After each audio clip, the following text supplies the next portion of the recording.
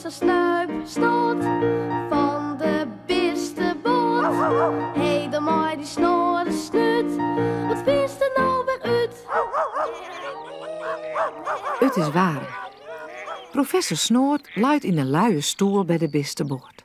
Onder een fleurige parasol. Pieter Patat, Vetje Fieter en Titus Trompet binnen net thuis. Ze binnen naar het zwembad. Romke de Mol woer net maai.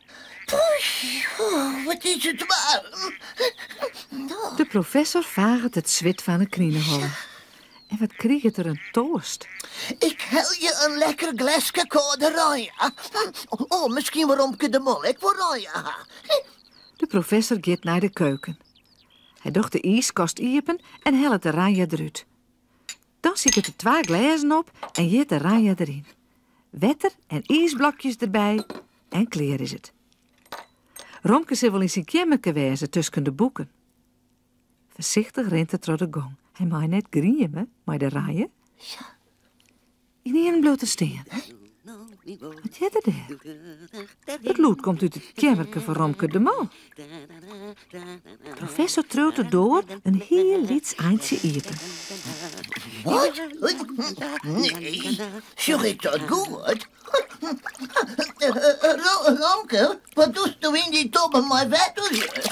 Romke schrikt en slacht met al zijn pootjes. Het wetter spot op een vlier en op een peer boeken. Voorzichtig. De professor komt dichterbij. Romke laait in een grutte tobbe met wetter. Hij had een zwembroek om met streepjes. De professor begreep er neert van. Wat doet u in die tobbe maar wetter, Romke? Waarom giest u net naar het zwembad? Lik als alle oorbesten. Ja, dat zit zo. Ja, doe maar, Romke. Doe maar. Vertel het maar. Had u net een mooie zwembroek of zo? Is dat het, Romke? Nee, dat je meneer schelen. Maar ik kan net zwemmen, professor. Och, ik zink als een baksteen in het wetter. Nou ja. Ik oefen hier nou in een tobbe, joh. Romke wies naar een boek dat bij de tobbe in het wetter laait. Hoe leer ik zwemmen, staat erop. Romke ziet het een plaatsje op. Hij docht voor hoe de pootjes bewegen maat bij het zwemmen. Zo staat het op het plaatsje in het boek. De professor maakt er zuiver om laait. Ik zou toen net zwemmen leren, Romke. Nee, dat moet in een zwembad. Maar een echte zwemmeester. Die tobbe is te liet, jongen. Kist in pootjes om eens net in je uitslaan. Ik woon net naar het zwembad, professor. Dus jongen ze alle keer dat ik het zwemmen ken. Vetje Fieter, Pieter Patat en Titus Trompet ek. En de lightjes is mij alle keer uit. Dat wil ik net. Oh, zit dat zo?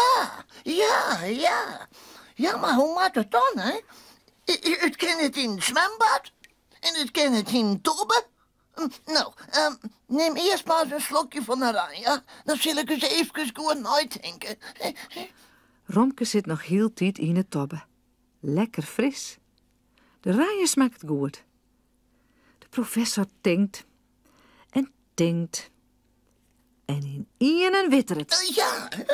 Romke kan wel zwemmen leren bij de beste boot. In het wetter van een veert. Dat is mooi skin. En het je kan hem achter de boot zien. Dat is het. Wij hebben om zelfs een groot zwembad, Romke. De veert. Ja, de kist het wel niet leren. Hè? De veert, dat is het zwembad. En ik ben de badmaster. De knapste badmaster van heel Friesland. Ik weet het net, professor. Het wetter in de veert is jipjer en smarrig. Ik wil net verdrinken. Romke en de professor gaan naar boeten. Naar de kant van de veert.